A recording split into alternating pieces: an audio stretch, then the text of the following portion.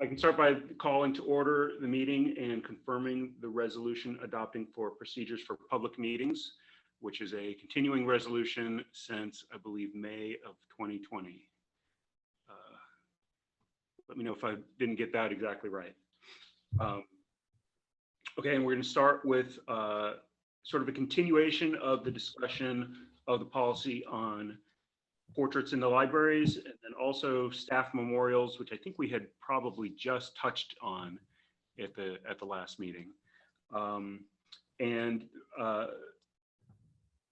I think maybe everyone here may have been at the board meeting, but we discussed portraits in the libraries in this group and came up with some I think some very minor changes that we recommended to the board, and then a couple of new sort of pieces of input or questions came out of that meeting. And so I thought it was best to sort of bring those back to this group to kind of rediscuss. And so portraits, generally speaking, where we had left things is we kind of wanted to close portraits as sort of a venue for honoring or decorating, or you know, as something that we would add going forward. But the questions that were brought up were kind of two separate but maybe related questions. Number one, did that mean that what portraits that were already there could never be removed, at least without changing this policy? And question two was, there was some interest in having open the option of adding new portraits in the future. The example that was given was to contextualize, you know, some of the portraits that are there now, and certainly the language that we had ended up with would foreclose new portraits for any reason. So I want to just bring, so I hope I've characterized those pieces of input correctly. So if anybody who was at the meeting, you know, thinks that I could improve on that, let me know in terms of accuracy. So I think, so David and I kind of discussed it a little bit and sort of distilled it into sort of 4 questions regarding portraits, which is number one, do we want the library in general to have the ability to add or remove portraits, you know, relative to what's there right now? And then number two, I think the kind of a little bit more interesting question to me is then at what level is that decision made? So if the branch manager one day decides, hey, I think this portrait has too much red in the background and we got blue carpet now, I want to take it down. Is that something that the branch manager does at their level? And conversely, can the branch manager say, well, I think we should add a portrait of somebody and put that up? Or does that need to be at the director level? Does it need to be at a sort of a trustee, sort of more of a governance level? And the only reason I think that the latter might be open, so certainly if we're changing the color of the carpet from red to blue, that's probably not a governance level, although I have seen some of those questions addressed at trustee level before. But a portrait is, in some sense, I think what really gets into a portrait in some sense is recognizing or honoring a person. And that's why it starts to intersect with questions about values. And I think that's why this is coming up as something we want to kind of clarify. So with that intro, I'd like to throw it to the group for thoughts.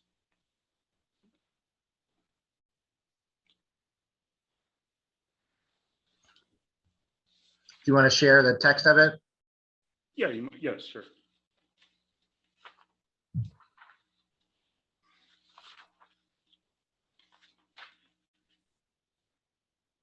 That never hurts. Can everyone see that? It needs to be larger, please. Or zoomed in.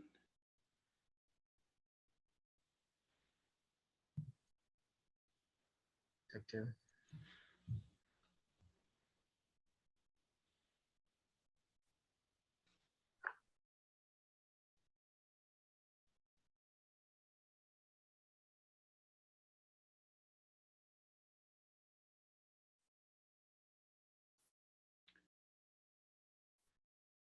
So the Go ahead. text that we left with last time was removing the specifics here and removing the final sentence.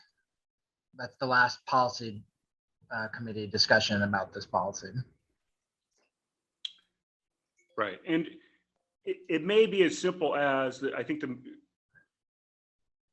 the word, you see the word may in red, because that comes from, that came after the policy committee meeting. That was sort of something that was put in as a proposed change during the board level discussion. I think that would probably, my understanding from the folks who brought up some of these issues, that if with the word may, that would just leave enough flexibility to address both those concerns. So that might be an easy fix, but I'm still not, anytime you say may, it still leaves a lot of openness in terms of may, because who makes the decision at that point? It's still not, doesn't provide a lot of guidance. So I think may leaves open the option of changing the policy again or visiting it every time. Whereas if we say, or will, shall, whatever, that means that if a situation comes up where we want to revise this, then we've got to haul the policy back out again and change the policy. Whereas may, again, gives us that kind of flexibility. We can say that the intent of the policy is that they will be restricted, but again, the Louisa issue is something here that maybe if we write it into the policy, it might save us a little bit of work down the line. I don't know. I'm not particularly happy with may all by itself, because it sounds like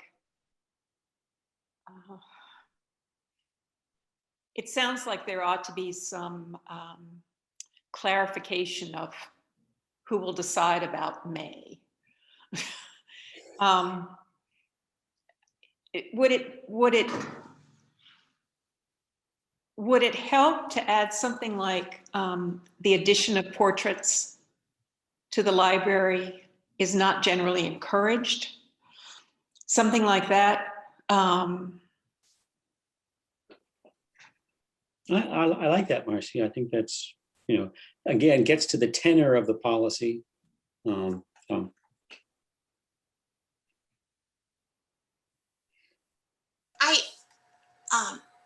Yeah, I would like to discourage gifts of portraits and really direct people to other sort of monetary gifts or gifts of materials.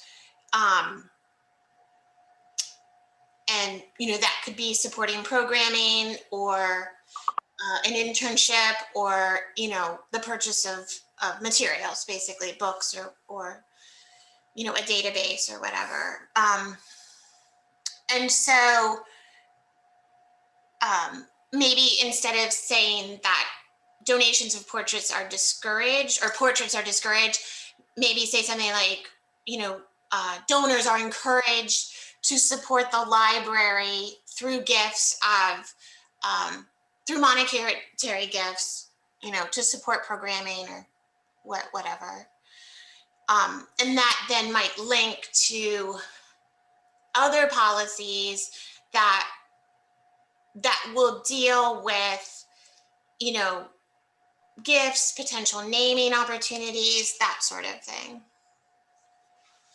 This policy is not restricted to gifts, though, Carla. It's not specifically about gifts.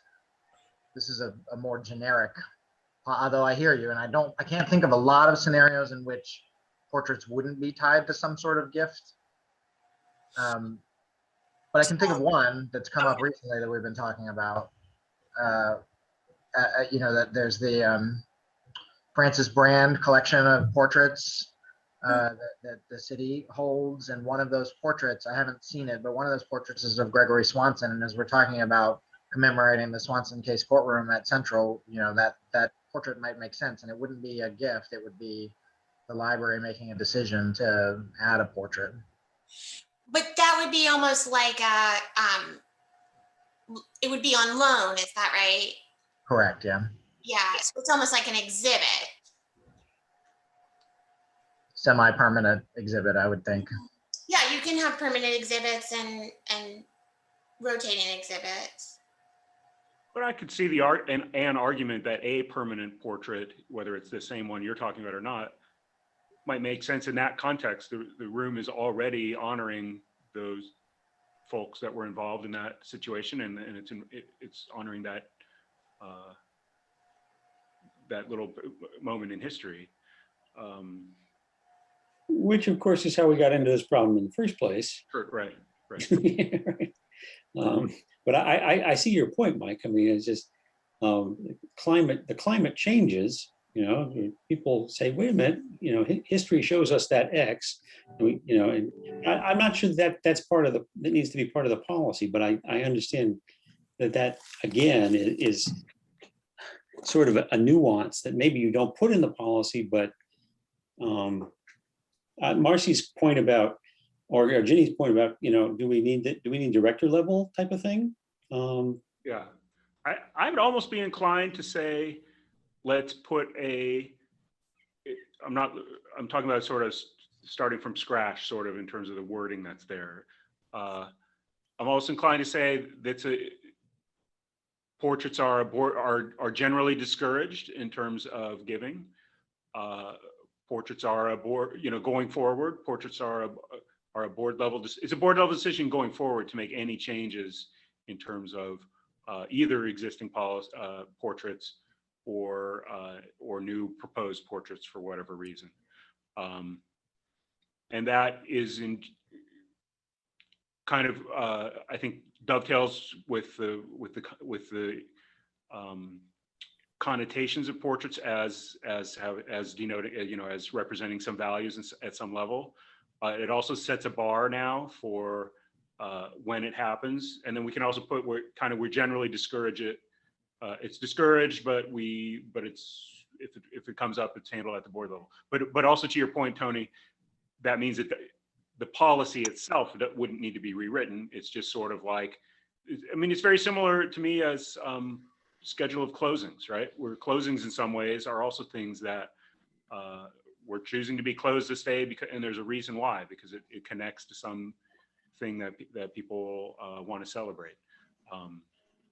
Yeah, I think right now as we speak, that's sort of my inclination to turn portraits into something more like a holiday, and we go through it that way. I guess my only thing there is that we just reopened and rewrote the unsolicited gifts policy, remember? Right. And the wording there is, I just brought it up. It says director, doesn't it? May be subject to approval by the library board of trustees at the discretion of the director. So I'd be fine with that for portraits as well, I suppose. Sure. At least, go ahead. But not to get too nitty gritty about it. So like there could be portraits that are part of exhibits. And do we need to say that within this policy? I think that's not our intent to cover exhibits, but since it's come up today and I think last month also, probably the word exhibit somewhere in there as an exclusion. I mean, I'm also thinking of it's very popular in all of our libraries to have those ALA read posters, which clearly are not portraits, but like we need to, state so we could say permanent portraits or portraits that are not intended as a temporary exhibit. For sake of clarity, it probably would be useful to do that.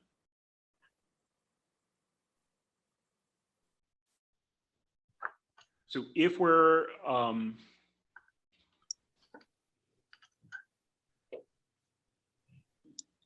if that sounds like a principle to aim for, then we can.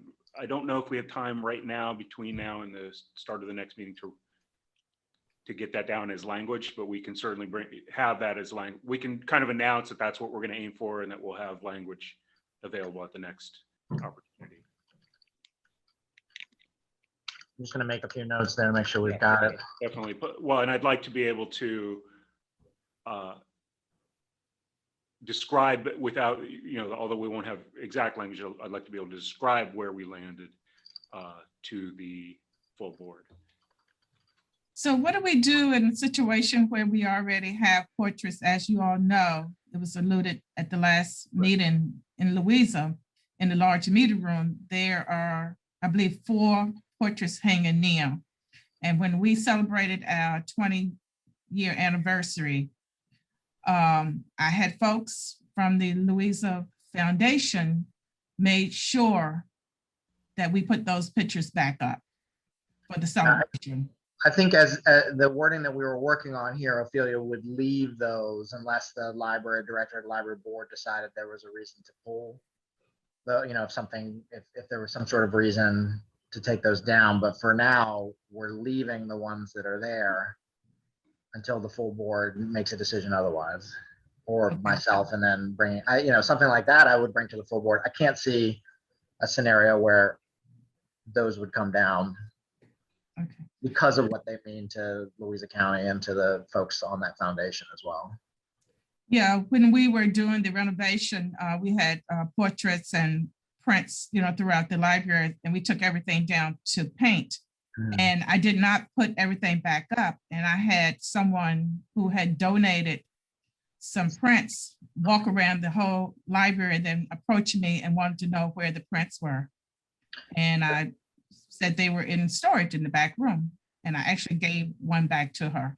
Yeah, prints I think are a different thing. They're more similar to other permanent displays that went up there, such as the mine and some other things like that. I'm not sure they would fall under this particular policy. They're more under the gifts, but there is some gray area there. I think that we should hammer out next time we're building a library. Yep.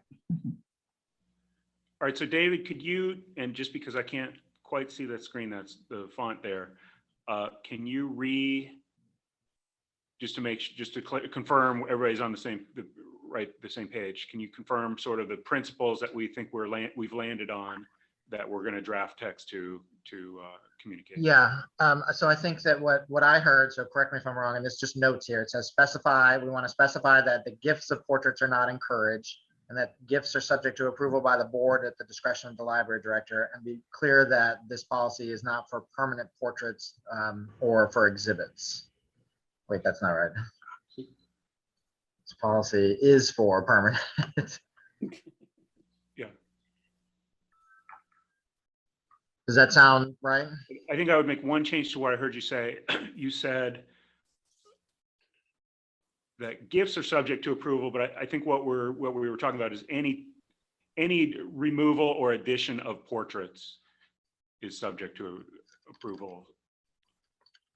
Specify that removal or addition of portraits are not encouraged.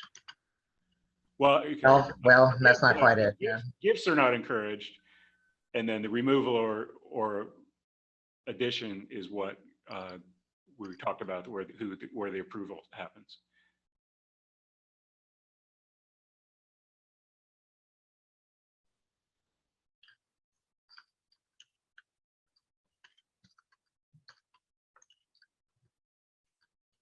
Want to put existing portraits right there, so it's clear that you mean things that are already hanging. Well, if he puts one up, it'll become would become one. But I mean, this is not the actual wordsmithing, so I'm going to get as much as what we're talking about in there. And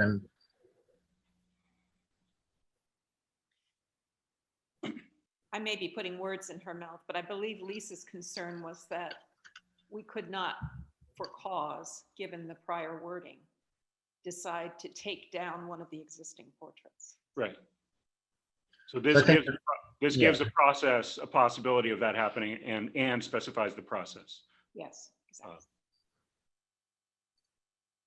so now it says specify that gifts of portraits are not encouraged, and that removal of existing portraits or addition of new portraits is subject to approval by the board at the discretion of the library director, and be clear that this policy is for permanent portraits, not exhibits. Okay. All right. So that's what we'll. Again, I don't want to try and write that all down, draft the exact language right now, but it sounds actually kind of close already. Pretty close, yeah.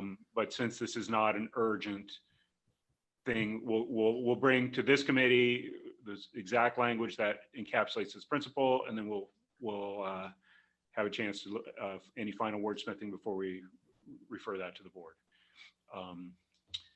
Okay, any other thoughts, comments, or questions on that? Okay, can we look at staff memorials?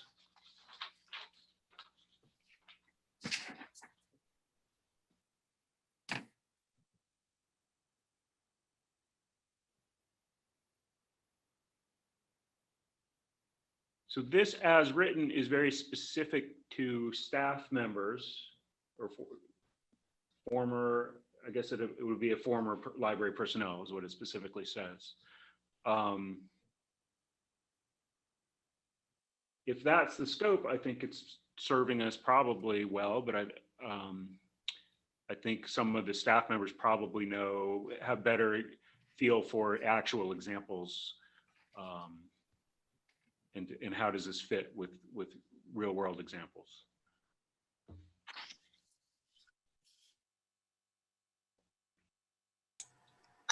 The only thing that confuses me is that it's a memorial as opposed to, so like a memorial is like when the person dies basically, but a gift could be given at any time, right? To honor, you know, a 10-year mark. So could we Or say, like, yeah, I'm sorry, go ahead, Carla. well, could we just say honorariums and memorials? Yeah.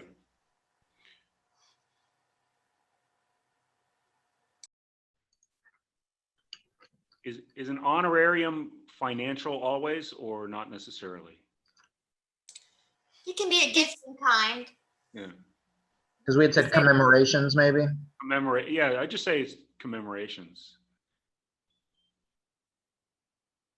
I was thinking about the bricks, but those are fundraisers, but they are also sometimes in the name of staff members. Also, at Green and at Nelson, they've done that. Mhm. Yeah, I mean, I think that there is a need, so it depends on how in the weeds we want to get here. I think there is definitely a need for a broader policy about commemorations in general, not just talking about staff, Yes. but talking about, you know, naming, like I was walking around the basement, the lower level at Central the other day and noticed a plaque that I had never really noticed before. The Stroh one, yeah.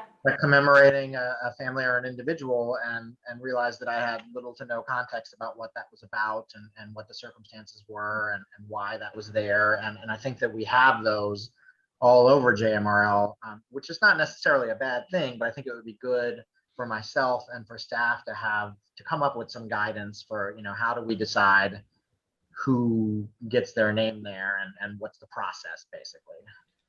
Right. The one you're thinking of, David, is the Stroh one down on the lower level. And every time I walk by it, I don't know where the record is, what that was about, or how much money was given. I don't have any idea. And then you hint here also at the naming rights. I mean, we just named the children's room after John Halliday, which was wonderful, but we had no policy in place or guidelines on how we decide that we're going to honor a staff member at one place, but maybe not at another place. Anyway.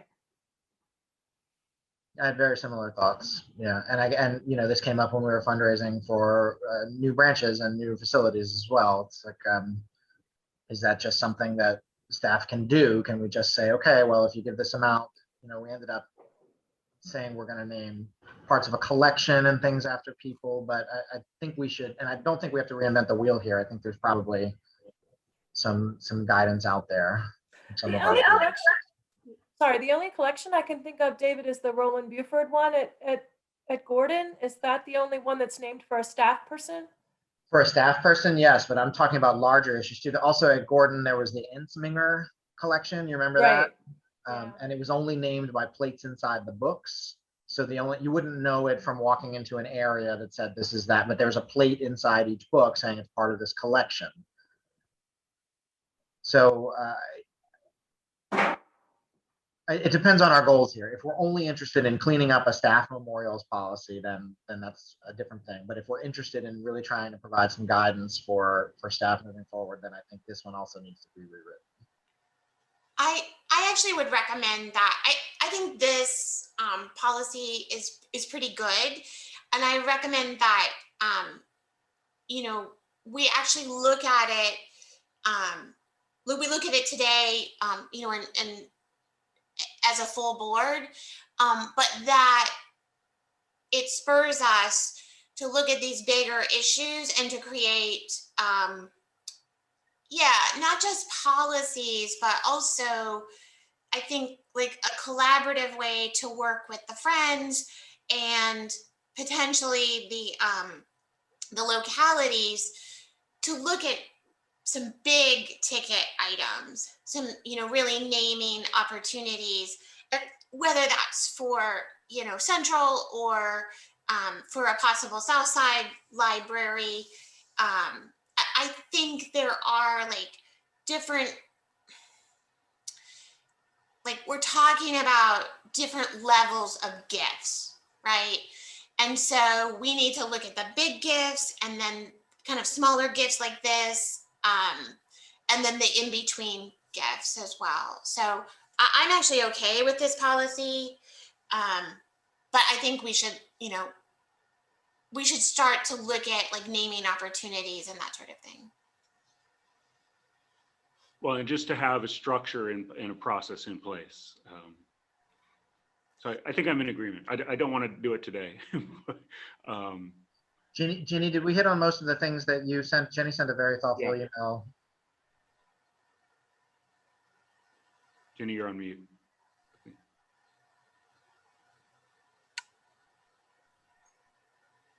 I'm sorry. You know, having been involved in 2 building projects, I just, and even well beyond those, people in the community want to give you things that you may not want to have, and they're hard to say no to.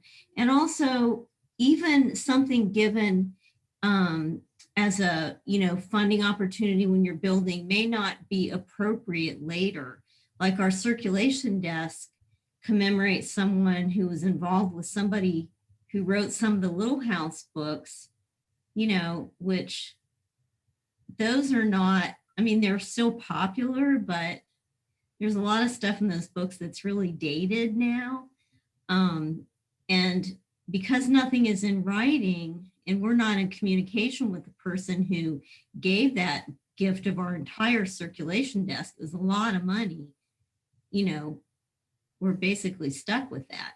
So I just think you need to get everything down, how it's done, and make it clear that the library can reconsider, you know, how things are named and where they live in the library becomes a problem.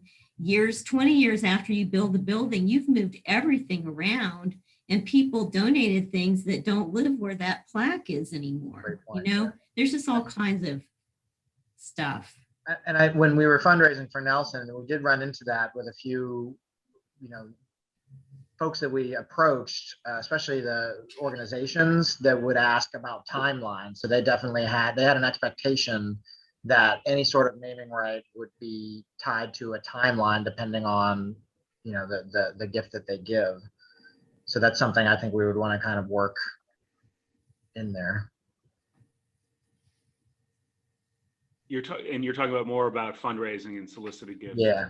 I think we did, Ginny, at least at a very small level, address some of that in the unsolicited gifts by saying that it has to be in, you know, the circumstances have to be in writing. So at least Have it that, at the beginning. yeah, at least that starts to address some of this. Well, what are the circumstances 20 years later? No one remembers. Okay, so I think what I'm hearing is we need to talk about sort of fundraising, gifting, commemorations as sort of, and put a system in place for how we handle that. And that's maybe outside the scope of staff memorials, what we're looking at right now. So we're kicking Maybe a fundraising policy of some sort. Yeah. So I think we're kicking the can a little bit, but it's valuable that we've identified a need here. So I think we can say that. You know, you could clearly make this staff by saying staff memorials and commemorations rather than the commemorations part at the beginning. Yes. So it's clear that this is really limited to staff. That's a good suggestion. Thank you. Great. And then I would, on We this, can I go would also, forward then. I would also suggest putting somewhere the same principle that we're kind of landing on, which is that library director's discretion with the, what is the wording that we're using now? Library, it's with the library has it's the library director, but he has the discretion of bringing it to the board. I think we might as well just. Maybe subject to approval by the library board of trustees at the discretion of the director. Yeah. I think that's a fine principle.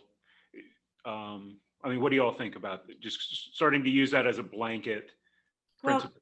the last sentence here is unsolicited gifts may be subject to approval by the library board of trustees. You could just alter that to say unsolicited gifts for memorials or commemorations may be subject to approval at the discretion of the director. So you can get both of those things in there at once.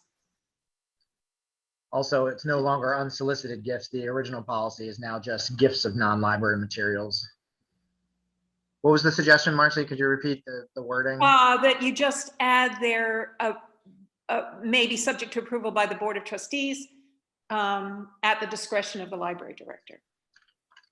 And that takes it off the shoulders of the managers as well, although obviously they'll all have input into this first off. Right. But it puts it onto staff as the primary decision-making Right. body. I like that a lot. And the only thing I might tweak is I think we can just remove gifts from this as a criteria, because for the children's room example, wasn't a gift, I don't think. So it, to me, this would cover, we're commemorating that former director. Who's in charge of making that decision? Well, it's the library director, but he has the discretion of bringing it to the board. And the board did decide on that. The Yeah, board did, but but Krista pointed out that there was no guidance for why the board decided on that. There was nothing in place that told us that was the right process. And what about commemorations or memorials for volunteers? I would consider them as to fall under a staff category. Yeah, that's a good point. We have a plaque outside here for Miss Martin, Easter Martin, who did the library garden here at Central, and there's a plaque out there. what, you could add staff and volunteer memorials and commemorations then.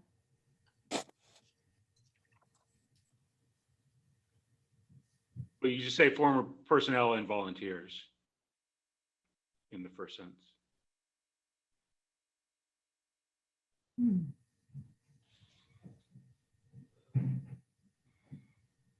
Oh, right. I see what you're saying. Sorry.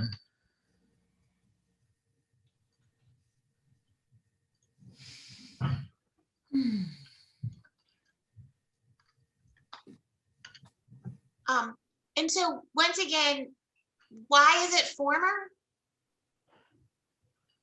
Well, if they're no longer with us, it's definitely former. Right, right, Then. right. That just confuses me. Less words is usually better. I think you could take out the very first staff on that, since It says library. Right.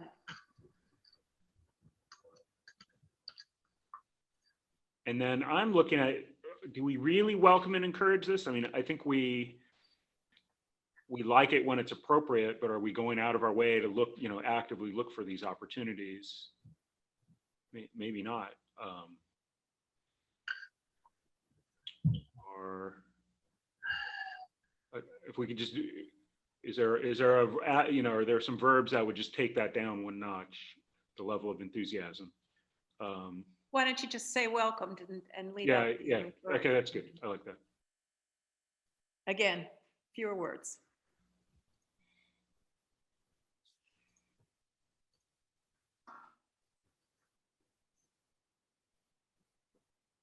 And this really, if you recall, when we first started talking about this, I think I was of the opinion that we don't need this policy. That we would just, this has not come up in my tenure. I'm not sure to me, the more important thing that we talked about that came out of this is the discussion about potentially naming rights and things like that. Because we're more likely to get this from somebody who's not staff or personnel.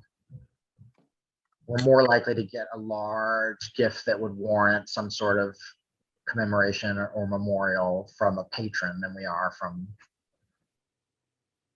staff, unless staff hit the lottery.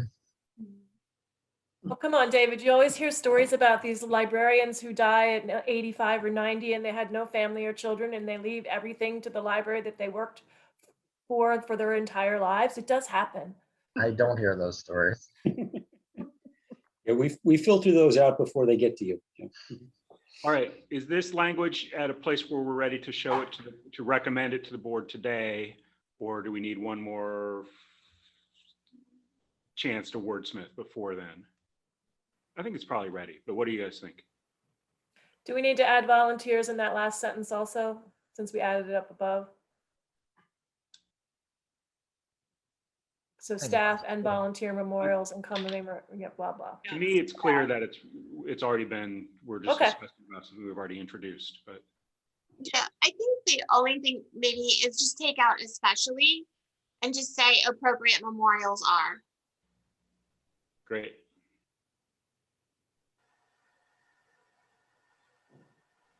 But I think it's ready for the board to see.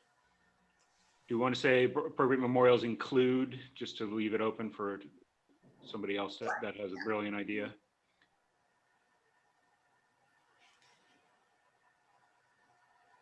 Yes. It looks so tidy before. Eh, That's our job, isn't it? To make things less tidy.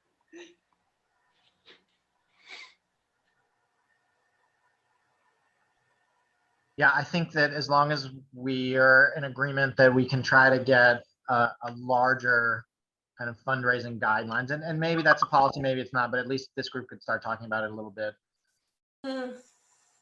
Definitely. Yeah, I know, Carla, that's an interest of yours, so. Okay, I knew this would take a while, but we also have another important topic to get to, which is the draft of employee use of social media. This came out of sort of the employee handbook effort. We saw this popping up in we looked at many example handbooks and saw this popping up in some of them. And it's something I think is a best practice that we should add. And you've all had a chance to look at it, but the general concept is that employees who use social media either during work time or even outside of work time in some cases, if they're identifiable as a library employee, what they post can also reflect on either their individual ability to perform library services to everyone, or the library as a whole, in various ways affect the services that we provide. So we looked at a number of examples, and even a legal case to try and get into the right territory of our understanding of the legal framework. And this is where we've landed. And I would also even point out, we have codes of ethics that are already in place, and those sort of cover the same territory, but in a more generic sense. So this just makes it clear for staff the connection of what are in effect public statements that you make when you post to social media. So I will open up for comments. Oh, I will say this also, a few bullet points from this, not this exact language, but did get through the manager's meeting in the form of some bullet points in the employee handbook draft. So we do have a little bit of feedback from them that I can include in the conversation as well. But go ahead, please.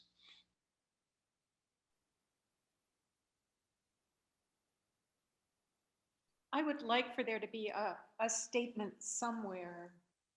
I mean, this quite appropriately targets adverse effects on the library's ability to provide services. But I would like for there to be a statement there that all staff need to be aware of the importance of their behavior in making the library a welcoming place for patrons. I think we're maybe being too careful about not saying anything that might indicate that we're going to police this. So it's important to put this responsibility clearly on the library staff. And maybe also to make sure that library staff are conscious that their behavior and their presence online also should support the rest of the library staff. I don't know where that would go. I was thinking that the bullet point three.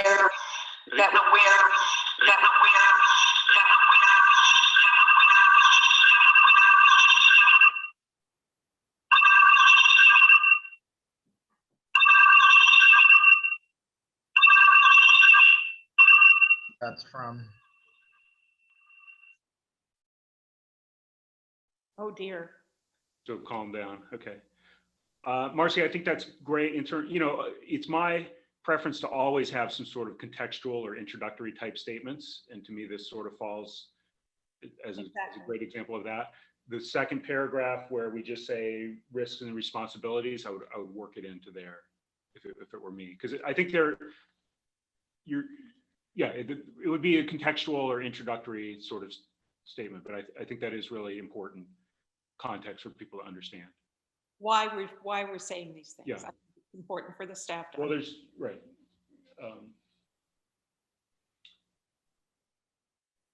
not that we're trying to hamper their ability to interact with the world. So just in terms of timing, we're very short today. My thinking was, so first of all, I want to introduce this and make sure we have the opportunity to get initial thoughts on the table. So I'd like to accomplish that today. Logistically, this is the type of thing that probably needs some review by council.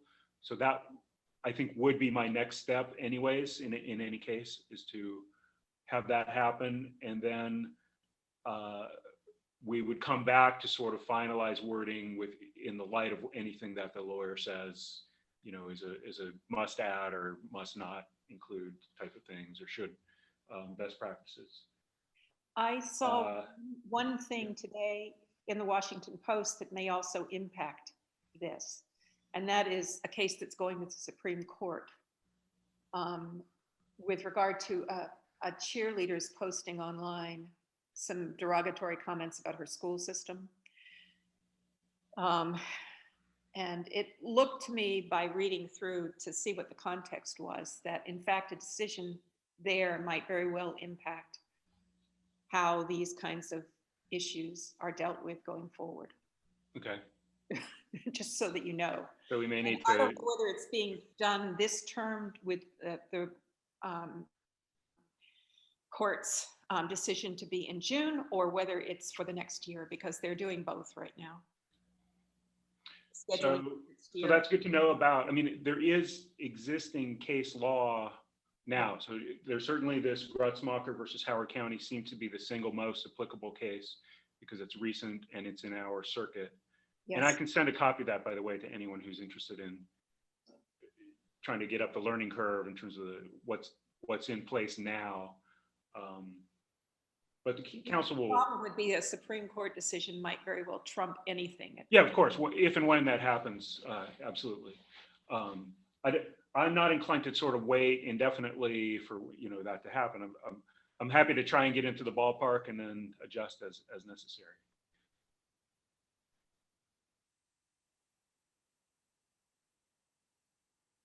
So to that end, do we have any other general comments about the whether we all are sort of in agreement this is the right direction to go?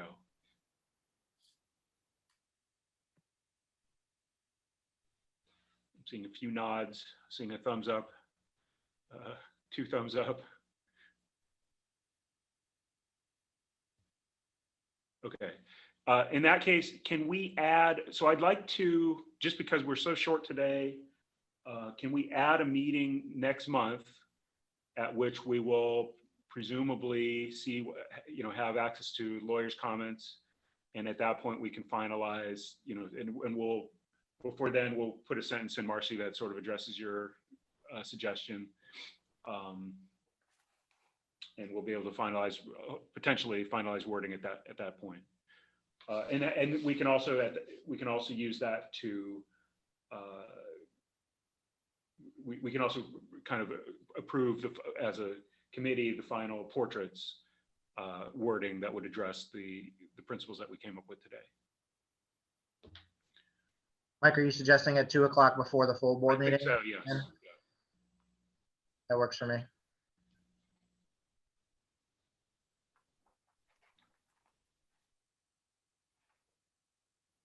All right, so last chance now for discussion on this. Otherwise, we may have ended unexpectedly 5 minutes early. David, you had talked about something you wanted to update the group about, potentially if there were time. Do you want to use this time for that? Yes, thank you. Thank you so much. And Ophelia, you can hop in here if I'm messing anything up. But so the equity committee, the staff equity committee, has been talking about an anti-racist policy for JMRL and the attempt to get an anti-racist policy onto this committee's docket. And in the way that JMRL usually goes about trying to craft policy is to reach out to our peer libraries and identify good policy statements that we can use as a jumping off point.